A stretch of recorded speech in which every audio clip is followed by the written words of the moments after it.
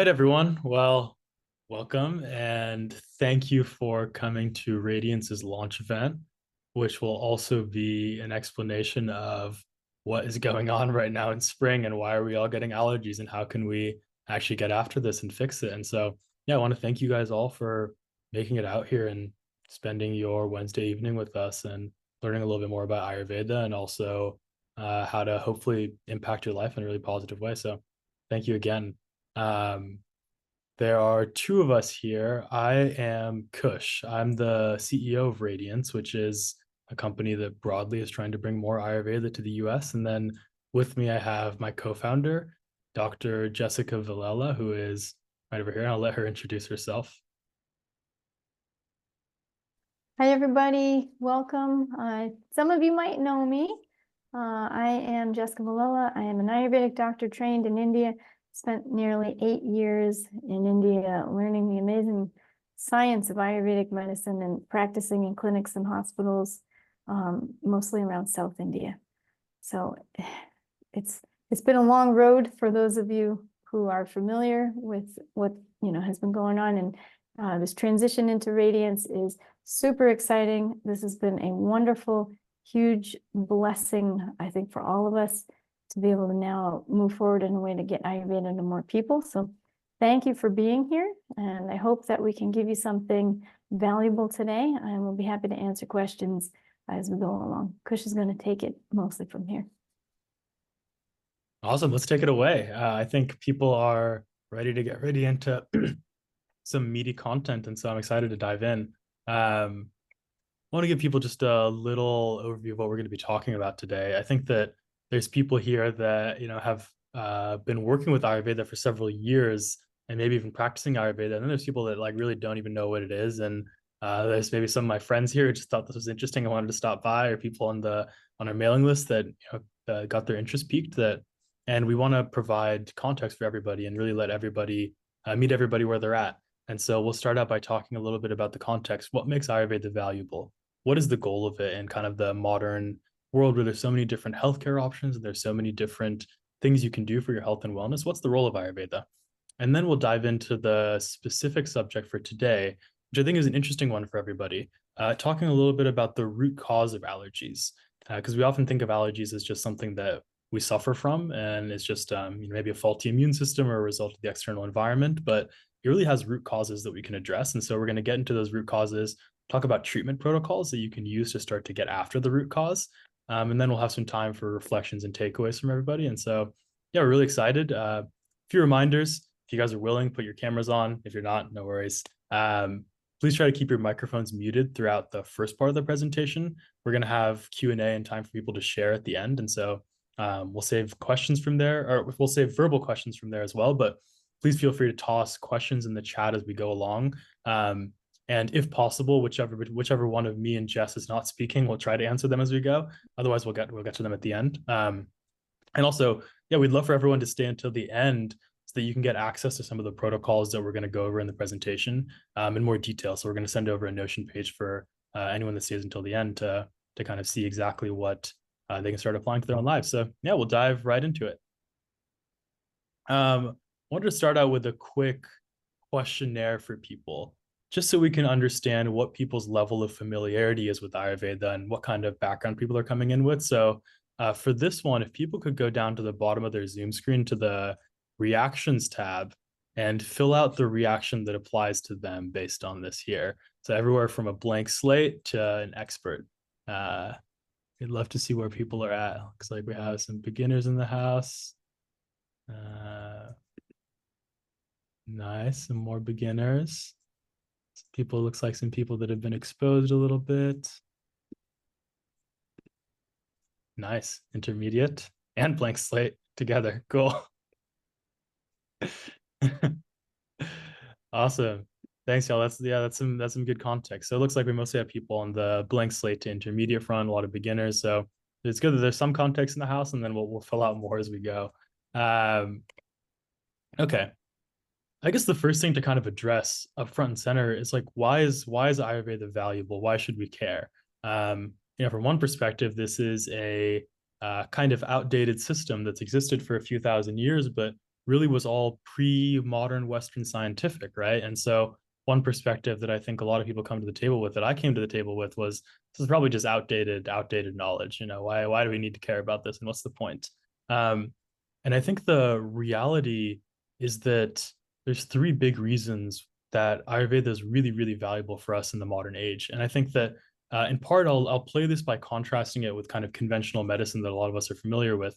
Not because conventional medicine isn't great. There's a ton of places where you need conventional medicine, but it's useful to see what the comparative advantage of Ayurveda really is.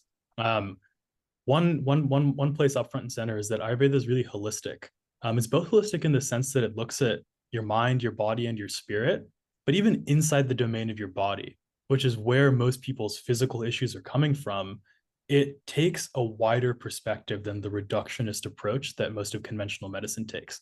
So it really looks at what are the underlying forces that drive our physical body, and how can we affect and shape those underlying forces? And it sees the connections between different parts of our body. We've started to recognize this in the modern era, the microbiome being maybe the most recent example, that we started to understand that the gut is connected to the brain, which has been a pretty fundamental understanding of Ayurveda since time immemorial. Digestion is at the center of Ayurveda and is connected to cognition, performance, longevity, all kinds of things. And so another area that I think Ayurveda really has a lot to offer is in personalization. One big difference between Ayurveda and the Western system of medicine is that instead of being scientific on the outer layer, Ayurveda is scientific on the inner layer. And what I mean by that is Western medicine, its end goal is to standardize systems and protocols so that any doctor can apply these protocols that have been scientifically tested and verified to work on large groups of people. Ayurveda, in some ways, is the opposite. Ayurveda's goal is training the doctor to become an expert scientist in and of themselves. And they become a scientist for every patient that they encounter, because every patient is different and every patient needs a different approach. And so Ayurveda provides a system to actually understand and conduct experiments on the patient, not experiments that are going to be harmful, but it takes cycles of iteration to figure out what's really going on with someone. And that's a system that Ayurveda really provides us. And I think that personalization is something that's mostly lacking in a lot of the other healthcare systems we have access to, and is really valuable. And the last piece is sophistication. Ayurveda developed over 3,000 plus years, and this is continuous development. There was people discussing and observing and conducting experiments and figuring out how they could arrive at results, and observing generation after generation after generation. We started to see longevity and anti-aging science pick up in the West, but we've really only had 30 years to observe people. But what Ayurvedic clinicians were doing was observing people generation after generation after generation, because you had these family lineages of doctors that worked with the same groups over hundreds of years, generation after generation. And so they were able to see what is the effect from this generation on the next generation. They're able to see what's the effect from this person in their 20s and 30s when they're 90. And that, I think, is just something that we've not really been able to get at in the West so far, and is where a lot of the promise and power of Ayurveda really stands, right? It knows what methods and habits in your 20s and 30s will lead to vitality both now and prevent chronic disease when you're 80. And I think that's really something pretty valuable and unique that it has to offer. Diving a little bit into the goal of Ayurveda, I think this is another place where it's useful to contrast a bit with conventional medicine, which is that conventional medicine really excels at bringing people from states of disease to states of less disease, or to states of moderate health. If you have a broken bone or a severe condition, it can help you lift yourself out of that condition and be in a place where you're functional. But Ayurveda really seeks to take people not only from a state of disease to imbalance, and a state of imbalance to moderate health, but really to take people to states of vibrant health. And it actually has a set of signs and symptoms for assessing when someone is in a place of moderate health, and figuring out how to bring them to a place where they have overflowing energy. They're really resilient to all the challenges that life throws at them, both physical, emotional, spiritual, mental, and also resilient to challenges that they're going to hit over the course of their entire life. And so I think this is why I came to Ayurveda. I came to Ayurveda because I wanted a system that would optimize me, that would really make me superhuman, and really take me to the next level. And I think that that's, again, something that's really unique that not much else has to offer. I wanted to toss something out here that I think is interesting. Some of you might have heard about the sort of exceptional feats of yogis in India, some of which are now being scientifically verified. The ability of people, and a lot of this has been verified objectively. People can stop their heart for long periods of time. People can survive for unusual lengths of time without food and water. And these people's preparatory practices were Ayurveda. That was the system that they used to clean out their body to be able to reach these kinds of inhuman levels of performance. And I think this is a thread that is really attractive to a lot of people, especially now. And I think this is a place where Ayurveda has a lot to offer. And I think just as a slight segue, allergies are actually an excellent example of this. People that are experiencing allergies are probably in the moderately healthy camp, you know, like it's not the worst thing that's going on. You're sneezing, you have a runny nose, you get itchy. It's not that bad, right? And I think it's not even considered really a pathology in the modern sense. But from Ayurveda's perspective, that is like an issue that's going on, and that's something that we can get rid of and treat.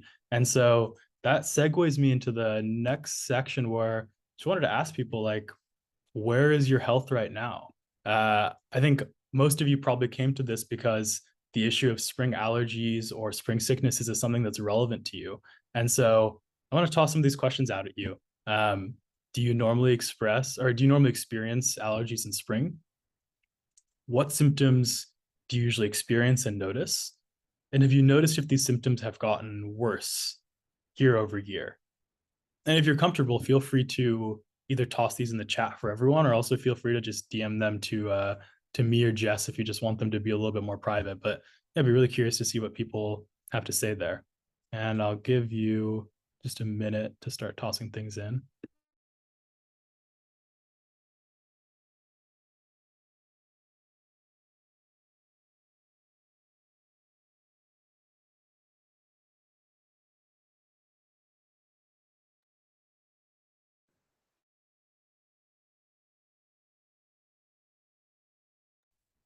Thanks, Ray. But yeah, it's really good to hear. Well, bad to hear and good to hear.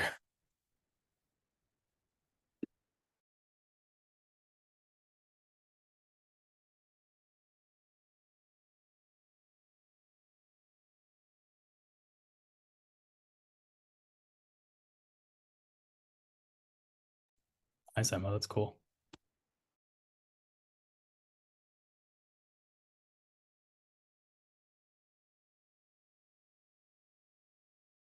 Awesome. Thank you all for sharing. I mean, it sounds like a lot of people are experiencing something between pretty severe symptoms and kind of things that we consider normal to be allergies. And yeah, it'll be really great to dive in and help you guys understand what some of the root causes are behind this. Now we can get after it. I think to set a little bit of context first, allergies are a really interesting one because most of us don't think that there are really ties between our allergies and the kinds of behaviors that we are doing on a day-to-day basis. But what Ayurveda does is it makes specific and precise connections between behaviors and symptoms. And more than that, it installs a level of awareness inside you that allows you to start making those connections that you wouldn't have been able to make before. And I'll actually share like a personal example that I thought was really interesting from recently. I was traveling. I'm normally based out of San Francisco, and I was in Brooklyn. The second day after I got to Brooklyn, travel kind of does a lot to your system. And we're having some fun, and I decided to go out and eat some ice cream. And right after I ate the ice cream, I kind of knew it was a bad idea. Like, it's just a lot. It's kind of it was a heavy day. As soon as I ate the ice cream, I got this intense itching in my eye. And I was like, that's connected. I knew that it happened right after. And the itching in my eye persisted through the next 2 weeks of travel. And that's not the kind of thing that I would have ever noticed or even been like, there is a connection between these two things. And if you ask, I asked GPT just to see what it says, and it says that no, unless you have a food allergy to ice cream, such a thing would not have happened. But Ayurveda is a very clear framework for explaining why something like that would have happened and what the actual causal links were. And being able to see what those causal links are and stop them is really the goal. Let's see if we can. And to take a step back and provide a little bit more of context on the Ayurvedic view before we dive into the specifics of how it views allergies as happening, one part in which I think, not necessarily that it differs with the conventional modern philosophy, but just something that we don't really consider much in our very insulated modern lives, is that humans are part of nature. There's a Sanskrit saying that says, Sanskrit law that says loka purusha samya. Some of you might be more familiar with the phrasing microcosm, macrocosm, or as below, so above, as inside, so outside. The human body is part of the natural environment. You can see this pretty simply in cases like winter, where your skin gets dry, But it's not just your skin that gets dry, right? Think about if that's what the outside looks like, what does the inside look like? The changes that are happening in the external world really do permeate inside us, into our cells, into our tissues. And we are not separate from the natural environment in a way that I think we sometimes like to think that we are. And this would have been something that's really obvious to people living 2,000 years ago, but is less obvious to us nowadays. And then the second kind of axiom that'll be really useful for going into the next segment is that there are holistic forces that underlie the body. The body's processes are interconnected, and there's forces kind of one level down that drive these processes. So you can think about the Western way of looking at things as really zooming in, zooming all the way in and going into the cell, going into the proteins, going into the amino acids, going into the atoms. What the Ayurvedic view does is it takes a step back and says, look, these things are actually all connected by these kinds of holistic forces that have analogies to nature. And by looking at these holistic forces, we can understand the body at a deeper level and see the connections. And so that, I think, plays into the specific perspective of what's happening in winter with allergies according to Ayurveda. And the best analogy that we can draw is the kind of snowpack that occurs on the top of a mountain, or really anywhere in winter, anywhere during winter. What's happening is inside the body, there's an accumulation of energy, and energy is building up and being stored in the body during winter. And this is analogous to a battery. One like very visceral and obvious example of this is that during winter, most people experience a buildup in fatty tissue, and fatty tissue is directly an energy store. And I think here we're just hinting at a surface level of a deeper Ayurvedic concept, which we really don't have the time to dive fully into. But I think this is actually a really good analogy. And I think this kind of analogy of snow will actually make a lot of sense. Think about all of these places inside your body in which energy and waste is kind of solidifying and crystallizing. And this is a really appropriate analogy that explains what happens and why allergies occur when we get to spring.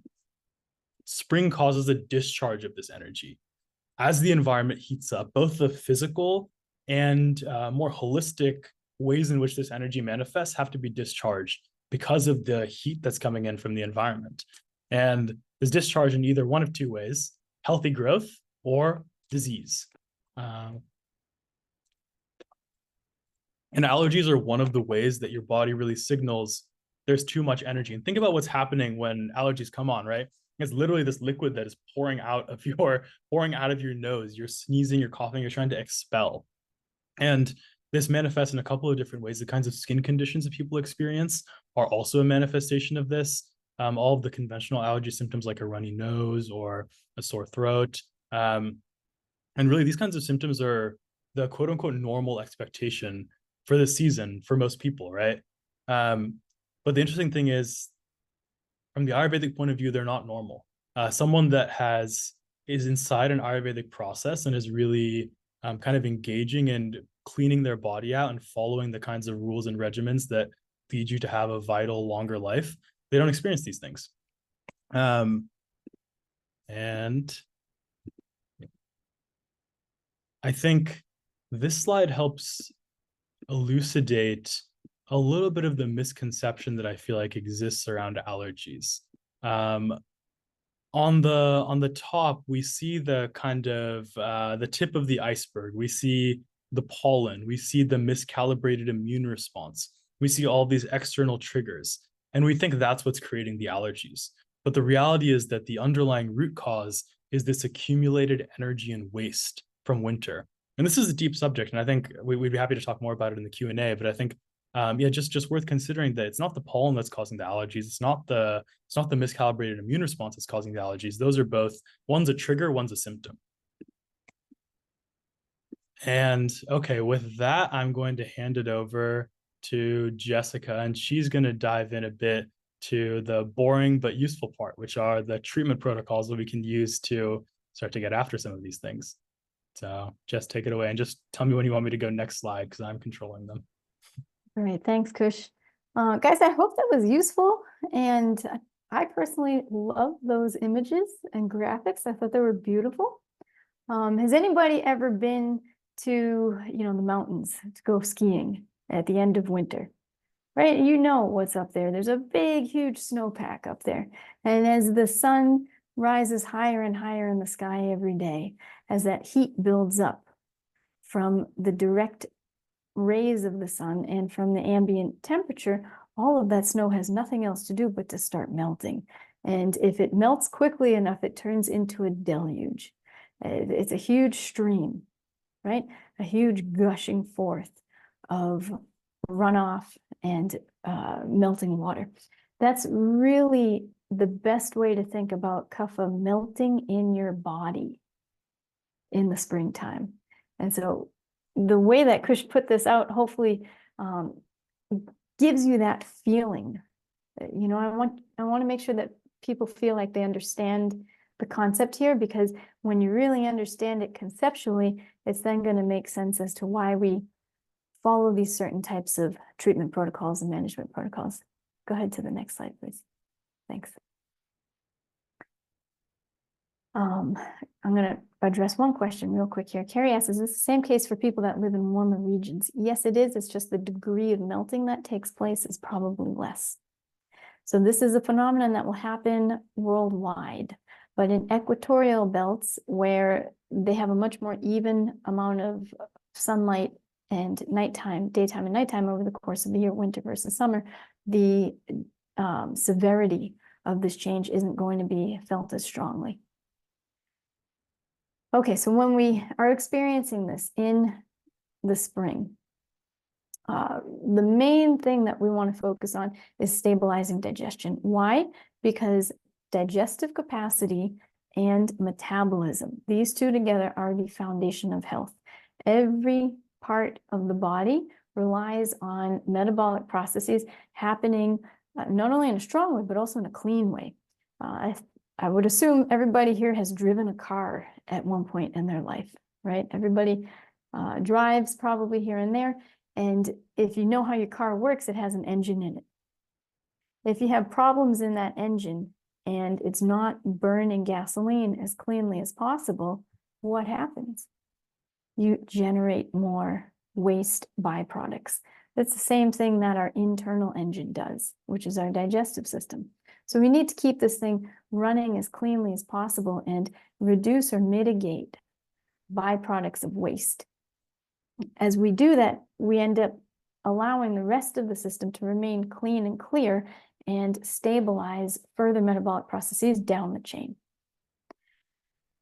Additionally, right, immunity is really based in the digestive system in the gut. The immune system and the gut connection is now even better understood in Western medicine. So, you know, a lot of that is really coming together from the Ayurvedic perspective. Immunity is really a product of all bodily systems.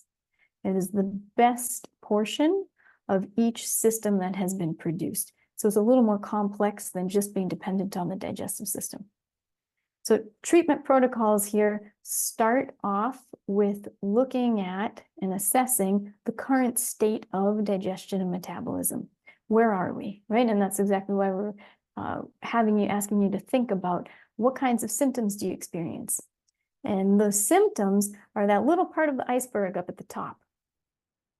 That's the part that seems to be always irritating, always in your face, always bothering you. But underneath that whole thing, there's probably other stuff going on at the same time that just may not be strong enough to end up in center stage and catch your attention. That other stuff is going to be related to your digestive processes. How hungry do you feel when you first wake up? How hungry do you feel throughout the course of the day? What time do you feel hungry? How do you feel as you're eating a meal? Do you get suddenly full and feel like, hey, actually, I only took 3 bites, but I don't want to eat anymore? What's going on? All of these other signs are also very, very important for us to understand how the engine is operating and what we need to do to work on cleaning it out. And so when we do get it cleaned out, that's what happens in terms of activating the body's self-cleaning mode. Go ahead to the next slide. Thanks. So how do we do these treatments? Well, we do it in 2 main ways. And of course, it's much more elaborate than this, but for the goal of this webinar, we're going to try to keep it as simple as possible.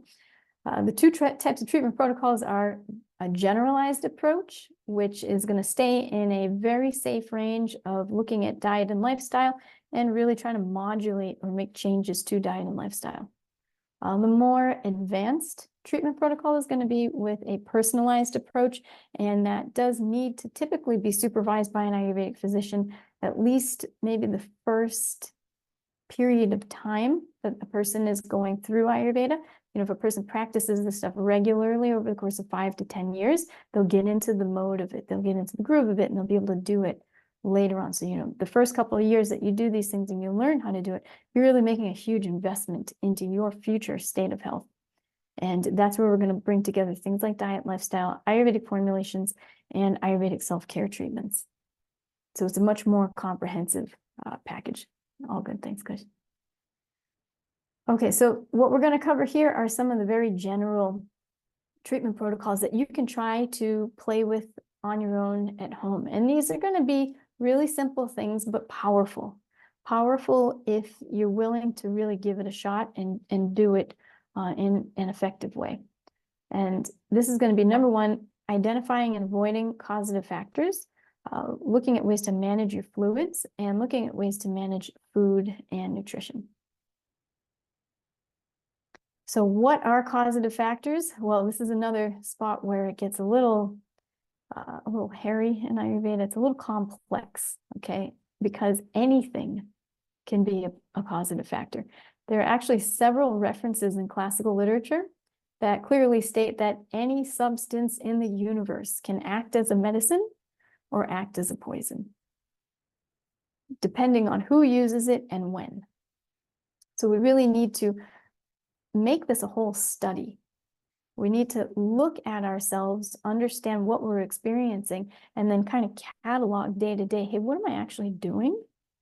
And reflect on that and think about it. Is that helping me or is that harming me? And this is one of the very first lessons that folks usually learn when they come into a program and start integrating Ayurvedic approaches.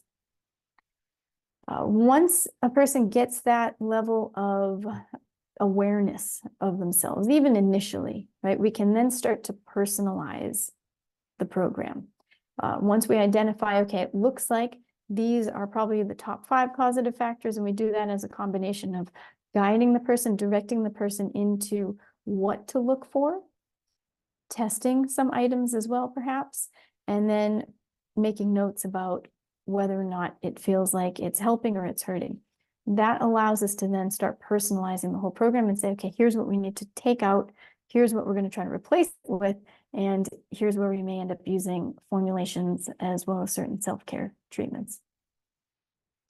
There is a very simple universal factor that everybody can take advantage of and control as regularly as possible, and that is the mistake of overeating.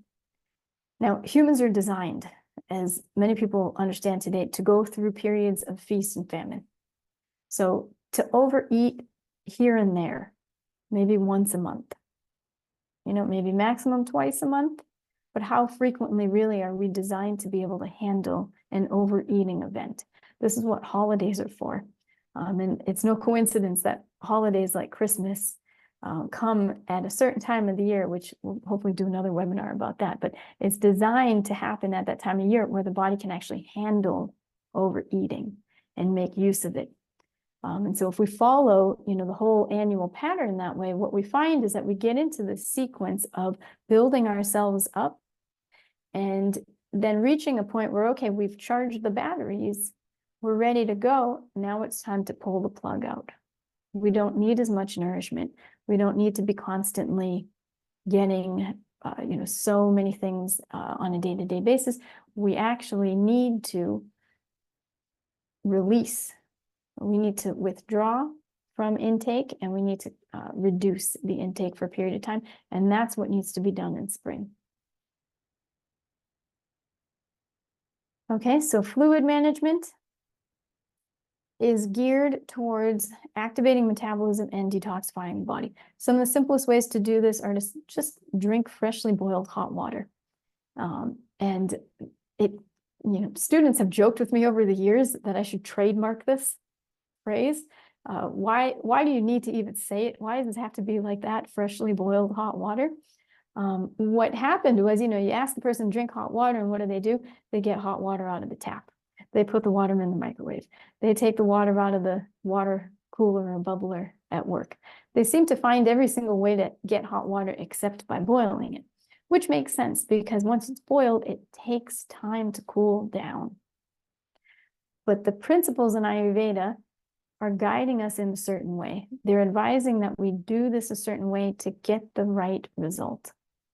And what that means is that we bring the water to a full boil, activate the water, and create a contiguous sort of substance, meaning it is only that hot water together that was cooked together.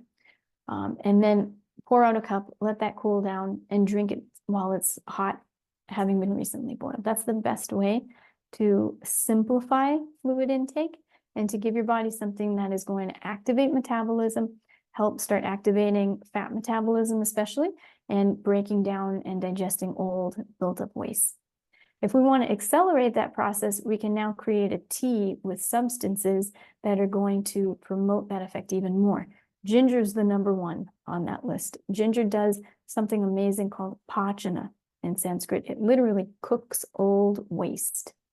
And it affects so many organs in the digestive tract to help promote strong, healthy metabolism throughout the system. So we could do plain ginger tea. We could do ginger combined with coriander seed. Those two both work in a similar way, but the coriander adds a little more detoxification effect through the kidneys and the water systems of the body. We could also do a dandelion tea, and that's super convenient because dandelion leaf and root are readily available at most grocery stores today, and it's something you can take along with you. Dandelion tea helps to focus more so on the kidneys and acts to flush excess fluid from the system, whereas ginger tends to try to cook more of it out of the system. So their mechanisms of action are very different.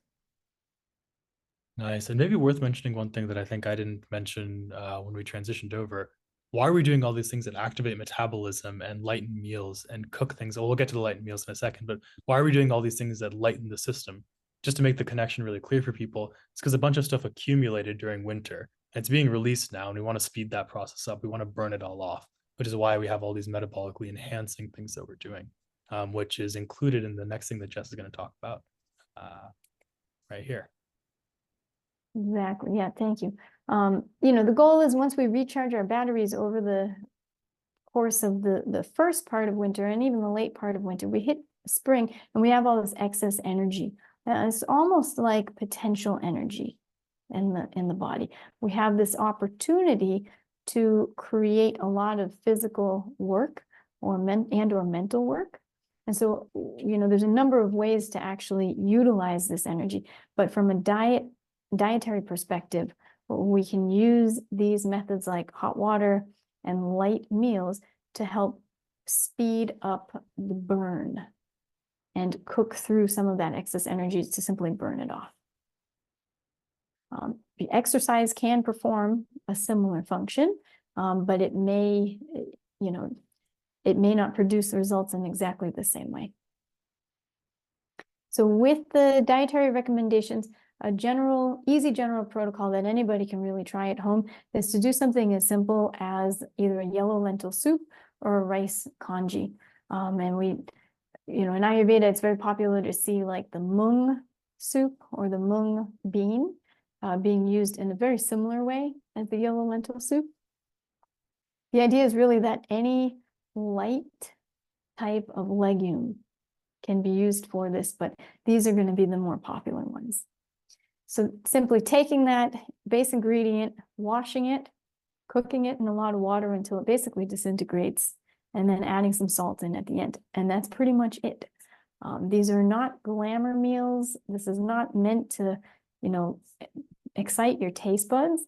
This is meant to create almost like a vacuum in your digestive tract. It's meant to calm excessive activity and overactivity in the digestive tract. So it creates more of a neutralizing effect.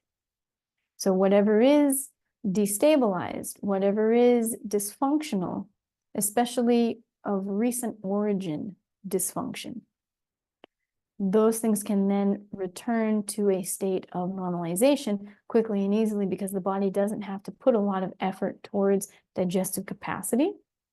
It now has excess energy to spend on repair. And so that's kind of the goal behind going very light. A natural question that might come up here is like, well, okay, well, why don't we just fast? Why don't we just stop eating altogether, right? Do a water fast, do a juice fast, do something like that. And those things can work for some people too. But the way that Ayurveda looks at it is that it compares the digestive fire or digestive capacity to an actual campfire, like a real fire, right? If you were to say, okay, I'm going camping for a week and I'm going to use this fire to cook all my food, but I'm just not going to put any wood on it. What's going to happen? The thing's going to go out very quickly. So if we want to maintain strength and integrity of our internal fire, we need to constantly be feeding it something to work on. Otherwise, it can potentially sort of become too lax, fall asleep almost, forget what it's doing in a way. And so by constantly prompting the body with these very simple, very light, very easy to digest meals, we actually entrain it to work more effectively, to become more efficient, because it can optimize its use and become a very clean functioning system. So if we are working with folks in a more personalized program, what we do is we elaborate on these same concepts, and then we make this protocol, again, more elaborate.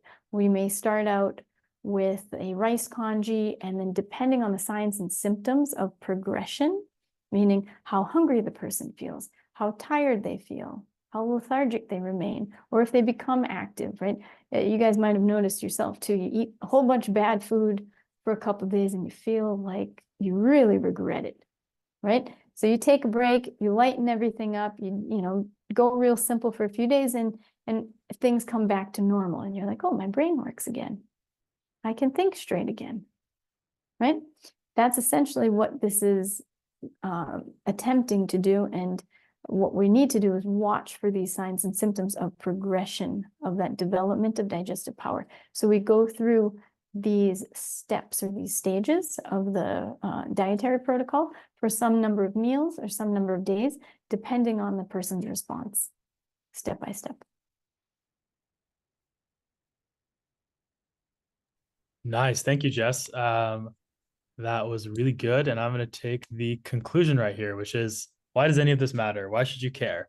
There's a few different reasons. I mean, okay, first of all, implementing these protocols will help your symptoms, but there's lots of other things that can help your symptoms too, like antihistamines. So the real question to ask here is, what are we aiming at? What's the state that Ayurveda can create? And what will happen to us if we don't do this? And I think the one answer from Ayurveda is very useful here. Ayurveda says that waste builds up in the body year after year after year, unless we go in and deliberately clean it out. And that's really what's happening in this state with allergies. We're seeing the early signs and symptoms of waste starting to accumulate inside the body. And the short-term repercussions of that waste building up are that we have less energy than we should. We have less cognitive focus than we should. We have less vitality than we should, less resilience. And the longer-term consequences is that this really culminates in chronic disease occurring earlier than it would otherwise if we clean ourselves out. And I think what this really does is point to the wider vision of Ayurveda. We drilled into the specifics here about addressing allergies, but the wider vision of Ayurveda is creating a state in which chronic disease does not occur until, or is minimized to the maximum extent possible, and that we have the maximum amount of vitality, energy, focus, and performance that we can have on a day-to-day basis. And that's the real reason, I think, why anyone would engage with Ayurveda. I mean, it can definitely treat diseases that lots of people struggle with. One of my conversion experiences to Ayurveda was actually seeing large clinical trials that treated diseases with Ayurveda that conventional medicine couldn't. And it has that ability, but that's really kind of the tip of the iceberg. Again, the real underlying root of it is that it can create a life of significantly more vitality, energy, and well-being. And that's, I think, the real reason why we should go about doing this. So yeah, I think that's a good conclusion. One more thing to say is I think if you're interested in any of the personalized work that we kind of alluded to here with Ayurveda, both for allergies and really just to create health and solve conditions you might be working with, we're launching one cohort of personalized treatment coming up in about a week and a half on April 15th. And that one's starting to fill up. So if you're interested, we'll send out a link after this where you can book a call and learn some more. And then we'll have 2 more cohorts we're going to be launching later this year if it's kind of piqued your interest and you're interested in exploring more deeply and getting personalized treatment. So yeah, thank you. We would love to hear reflections, takeaways. We'll answer some of the questions that are building up here in the chat. And yeah, we'd just love to hear from you all. If there's anything here that kind of piqued your interest, feel free to unmute yourself or maybe raise your hand and then we'll call on you and you can unmute yourself after that.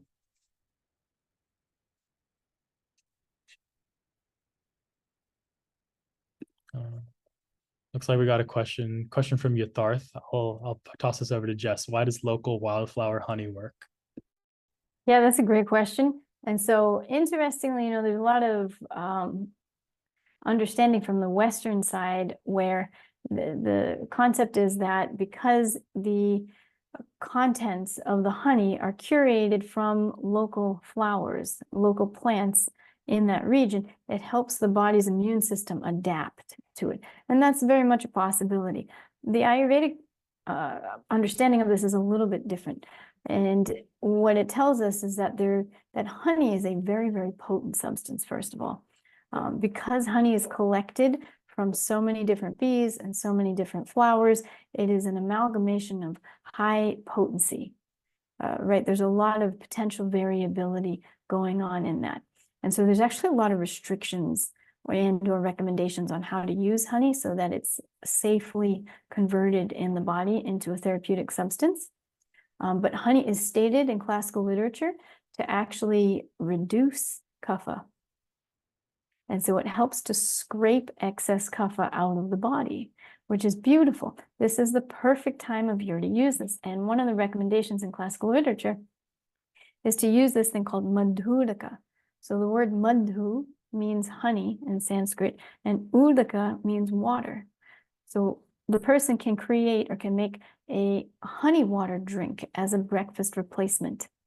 And in India, the way that we usually do this is take about 1 to 2 tablespoons, big scoops of honey, basically put it in a cup and pour room temperature water into it. You might need to increase the temperature just a little bit just to get the honey to melt, depending on the ambient temperature of your environment. But we don't want to mix honey with hot water.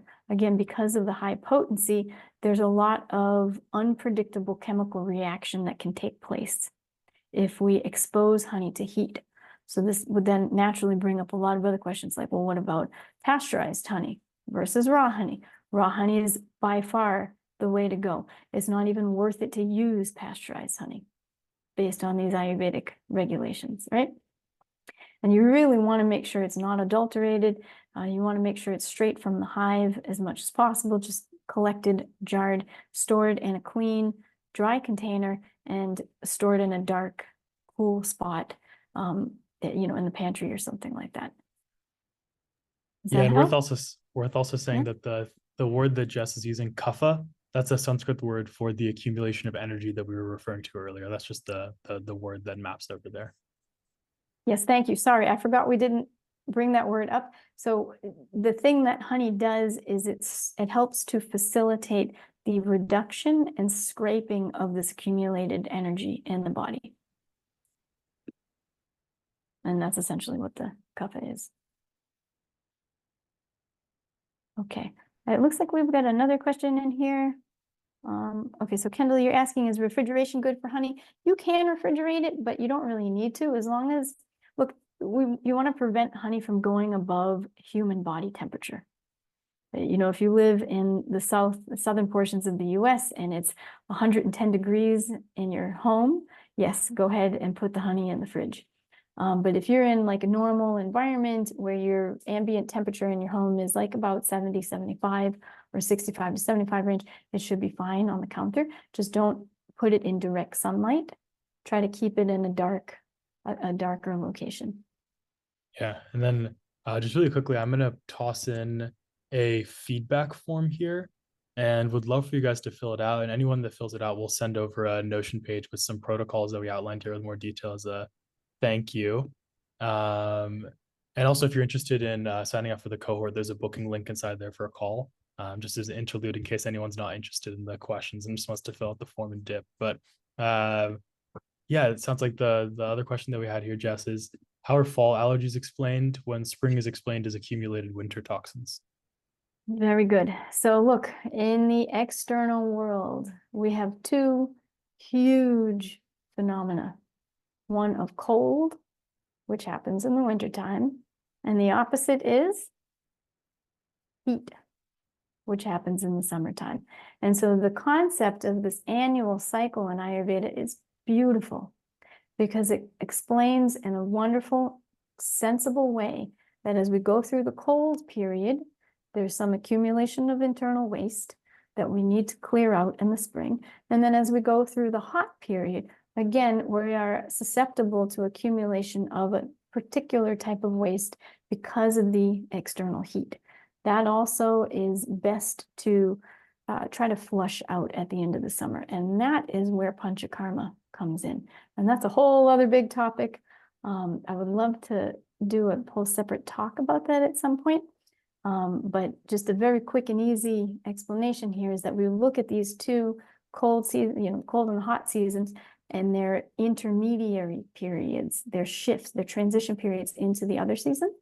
Those transition periods are meant for this sort of internal cleansing. Okay, thank you. Yeah, it looks like we have a question. How bad is microwaved water or microwaving in general? Is water from the tap okay as long as boiled? And I'll stick with the first question first. Okay, how bad is microwaved water and microwaving in general? Yeah, great. So, there's a lot of I don't know, a lot of confusion out there on this. Personally, look, I'm biased. Let me start by saying that. I spent 8 years in India. I've learned this medical science that is thousands of years old. And for all of the wonderful things it does, it is still very primitive. We see things from a very traditional way. And so new technologies and new things like this come with a lot of skepticism.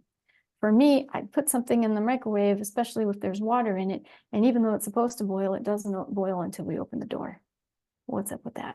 Look, I'm not a scientist, I'm not a chemical engineer, I'm not, a physicist. I can't explain why, but there's too many questions that don't make sense, and that puts that into a risk category. Pranav, Pranav, next time you'll explain, please. It's just as easy. Go on Amazon and get an electric kettle. Plug that thing in, put your water in, hit the button, and you'll get freshly boiled hot water even faster than you would in the microwave. And that's going to be a much safer route to go. So there's a lot of, just as easy ways to do this that come with much less risk. Now, the rest of your questions are even more important. Tap water, depending on where you live in the country, 95% or more of places are probably not good for drinking the tap water. Get a water purifier, get a water filter, even a Brita filter or some kind of very generic thing that you can get at any grocery store. Do it, because it's not worth, again, being exposed to all that, all those chemicals and just everything else that's in the tap water. Copper water containers, traditionally in Ayurveda, were considered very good, but again, their water sources were totally different. Back in the day, the ideal water source was straight rain. Rainwater would be collected, stored properly, and then boiled, and then used as drinking water. So a lot of things have changed since then. And for today's application, copper water, like keeping water in a copper cup overnight, probably not as useful as it was 1,000 years ago, because the way that our water sources have changed and because of our availability, or rather the availability that we have of vitamins and minerals and supplementation in that way. There's much safer ways to get copper than putting it in some kind of old or some kind of copper cup that you don't know, it may be contaminated with other heavy metals and things.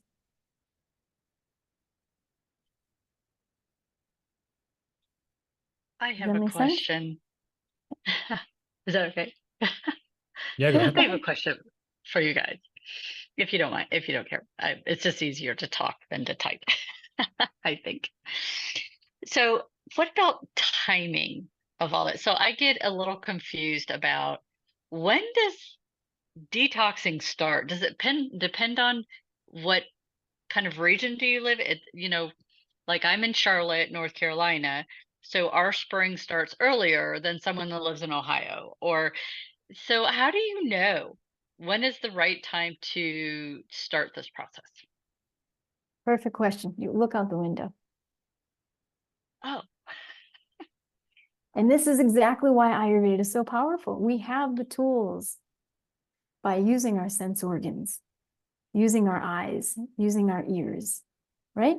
Using our sense of smell and taste and our sense of touch to be able to observe what's going on around us to help us understand what is going on inside as well. so would you Krishna, recommend like when we first start seeing things blooming? Or because, things have been blooming here since February and we're already in April and things are now, new things are still coming out. So is it when you first start seeing things blooming, that's the proper time? yeah, usually. So that proper time can also vary person to person, even in the same region, depending on how much accumulated waste they're carrying. A person with a huge burden of accumulated waste is much more likely to be susceptible to destabilization, even with a little bit of added external heat. So maybe like the first couple of warm days that show up, all of a sudden this person's sneezing uncontrollably and they, dripping and draining from everywhere, and they really are struggling, right? Whereas you could find another person that maybe, they're not affected by it as quickly, and it takes a couple weeks in to the change in seasons for them to start really noticing that something is happening. And that type of person is also much more likely to be destabilized by not controlling causative factors in the moment. So it really does go person to person, and it's hard to come up with like a standard time. One way to think about this in the opposite time of the year, in the fall, is if you've ever looked at a fall foliage map in the US, right? What do they show? They show peak foliage at certain, week by week by week throughout September into October, into late October, maybe early November in some areas. That foliage map is actually our guide for internal cleansing as well, because that's telling us when this peak is happening in the external environment where things are changing. And so Okay. spring bloom can do the same thing, but just because it's on paper that way doesn't necessarily mean that that's how the person's going to react to it, because each person still, can be unique in their response. Okay. So if you don't have huge reaction like allergies, sneezing, and have to take the Benadryl, if you're just kind of like feeling that kind of achiness and tiredness, you should maybe wait until things start to bloom in February around here, but maybe mid-March is where things are really like in full bloom, full blown. So maybe mid-March would be a better time to wait. Like I'm going to do you and Kush's program on April 15th. That sounds a little late for my region, I guess, for cleansing, but that's okay. Is that still a good time? Yes. So the other thing to keep in mind here, this is already too confusing. I apologize in advance. But if a person's pathology warrants application of any type of intervention, it doesn't matter what the season is. So we can technically do any sort of protocol as long as the person needs it at that time. We don't have to, wait for some sort of alignment of the stars or calendar day or anything like that. But for people that are generally healthy, they're not presenting with like some outward terrible pathology that's debilitating, interfering with their day. then we try to align them to the time of year where their body is showing us, hey, I'm trying to, the body's trying to tell us I need to adjust to the external environment. And that's why it's generating these symptoms, because it's struggling to make that adjustment. And that's where we facilitate by doing these cleanses. And one more question for you real quick about the ginger. Do you recommend eating the raw ginger, or do you recommend steeping it in tea? So that's a great question. Now, there's two different things here. One, raw ginger, which is the fresh, wet ginger that you buy the ginger root in the store. And two is actually dried ginger powder. These two different forms actually have slightly different properties. And so the wet form can help to be easier for people who tend to also carry some internal body heat. It's not as disruptive to that heat. It doesn't aggravate the heat. Whereas the dry form can have more of a heating effect in combination with this digestive effect. Whichever way you do it, having the raw form is simply going to be heavier for the body to digest. The digestive system has to put more work into converting that raw, unprocessed form into something usable. It has to do a couple extra steps. Whereas if you take the tea of it, now you're facilitating an easier digestive process by extracting the key principles from the ginger into the water, and then allowing that water to disperse more easily into the digestive system.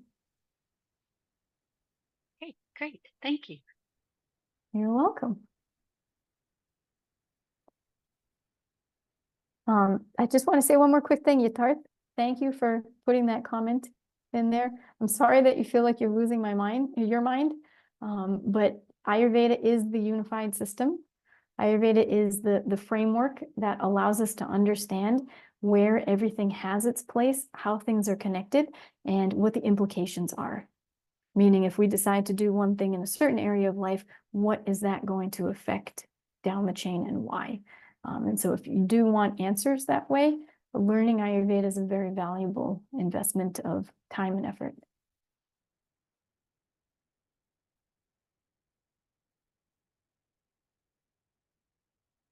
All right, so I hope everybody enjoyed this. Was this helpful, folks? Awesome. Fill out the feedback form, please, because that's gonna let us find out what you would like to hear more of, and we will do our best to get that out over the next couple months. There's so much power with Ayurveda. It is just sitting there waiting to be tapped. So it's been around for a long enough time that it's not going anywhere.